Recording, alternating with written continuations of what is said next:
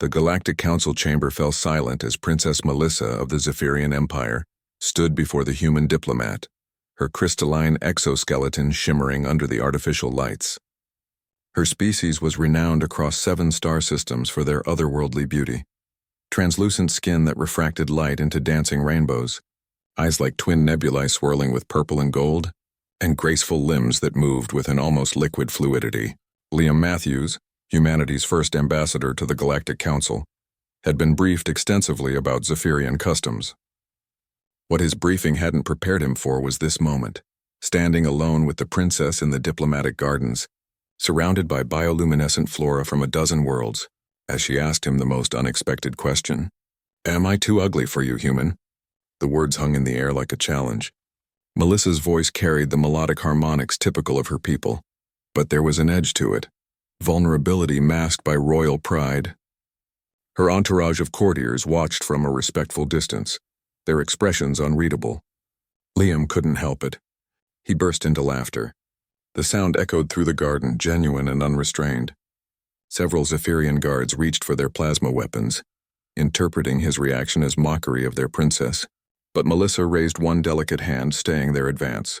Her nebula eyes fixed on Liam with an intensity that would have intimidated most beings in the known galaxy. "You find my question amusing?" she asked, her voice dangerously soft.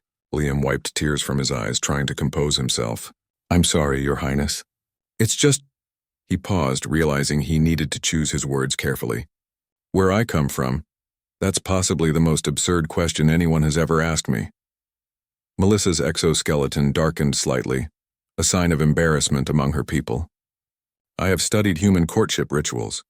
I know your species places great importance on physical appearance, yet you have rejected every overture I have made these past 3 cycles. The only logical conclusion is that you find my appearance displeasing." Liam's laughter faded into a warm smile. "Your Highness, you're literally the most beautiful being I've ever seen. You look like a living aurora borealis had a baby with a diamond. Every time you walk into a room, I forget how to breathe for a solid 10 seconds. Confusion rippled across Melissa's features. "Then why do you refuse my invitations?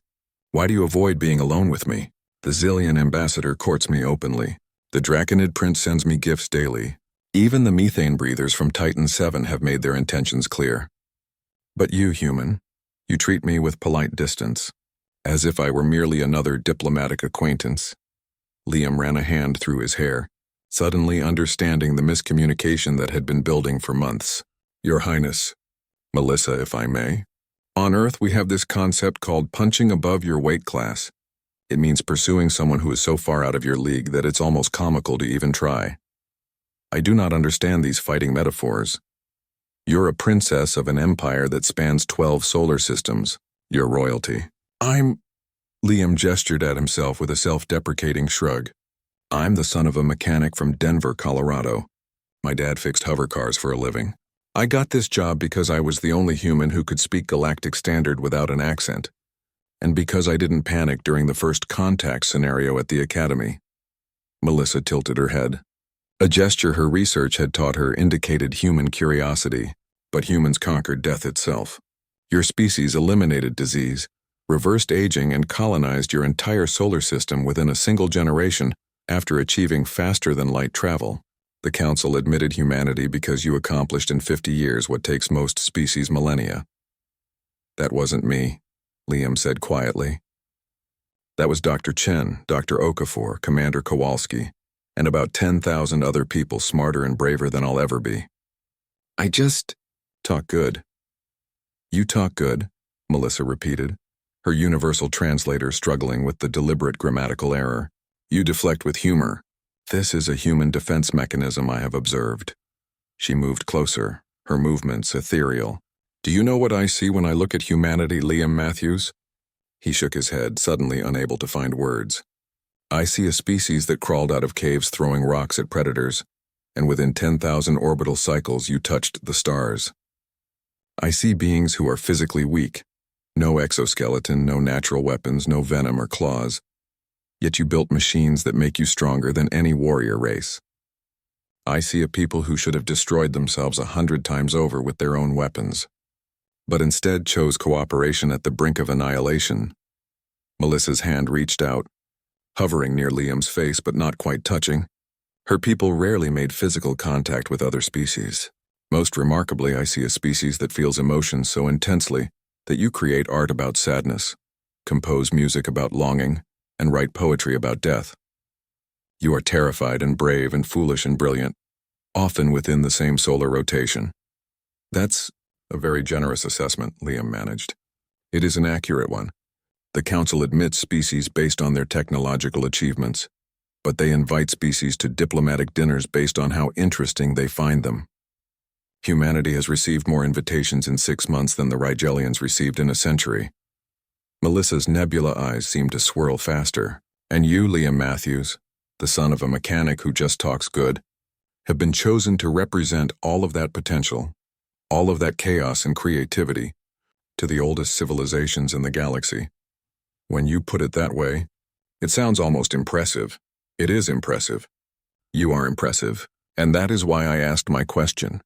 Melissa finally allowed her hand to touch Liam's cheek, her crystalline fingers cool against his skin. In my culture, the one who courts must be certain their affection is welcome. But you humans, you require the pursued to make the first advance, yes? You need to be certain you are wanted before you risk rejection? Liam felt his heart hammering. That's generally how it works, yeah. Then let me be clear. In the human style of communication. Melissa stepped closer, close enough that he could see entire galaxies swirling in her eyes. I find you fascinating, Liam Matthews. Your humor that makes serious diplomats uncomfortable. Your kindness to the junior staff that everyone else ignores. The way you stay up late reading about each species' culture before every meeting, though you pretend you are simply naturally diplomatic. Your humility that you mistake for inadequacy. I am not finished. I find your appearance pleasing as well. Your species' bilateral symmetry is elegant. Your expressions are endlessly variable and entertaining. And your eyes, brown like the wood of ancient trees, they show every emotion you feel even when you try to hide them. Liam laughed again, softer this time. Are you seriously complimenting my boring brown eyes when you have literal nebulae in your face? I am stating facts. Melissa's exoskeleton brightened, taking on a warmer hue. So I ask you again, human, am I too ugly for you? Or is there perhaps another reason you have been avoiding me? You're not ugly. You could never be ugly. I was just... Liam took a breath, deciding that honesty was the only option left. I was terrified. Terrified of embarrassing myself. Terrified of embarrassing humanity. Terrified of looking at the most incredible being in the galaxy and having her realize I'm just some guy who got lucky. Just some guy, Melissa repeated, amusement coloring her voice. The human who made the warlord of Andromeda laugh during peace negotiations, which prevented a war. The human who learned the death chant of the Krell to honor their fallen warrior, which earned humanity their eternal respect. The human who solved the riddle of the seventh gate, which your own briefing documents told you was impossible. I checked. I got lucky with that one. Liam. The way she said his name, with all the harmonics of her voice, made it sound like music. Do you find me attractive? Painfully so. Would you like to accompany me to the Celestial Gala next cycle? As my chosen companion, not as the human ambassador? Liam felt a grin spreading across his face. Your Highness, I would be honored. Though I should warn you, humans are terrible dancers. We're going to make a scene. Melissa's laughter sounded like wind chimes in a spring breeze. Good. The Galactic Council has been far too boring lately. I think they could use a reminder of what humanity brings to our civilization. And what's that? Chaos, courage, and the audacity to laugh at impossible questions. She intertwined her crystalline fingers with his carbon-based ones. Come, let us scandalize some ancient diplomats. As they walked back toward the council chambers together, Liam couldn't help but think that maybe, just maybe, the mechanic's son from Denver had found exactly where he belonged. Not despite being human, but because of it.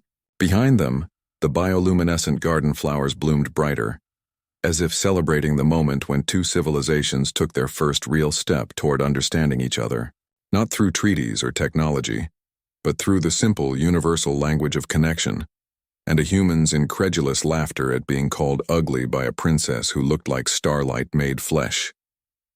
The galaxy, Liam was learning, had a sense of humor after all.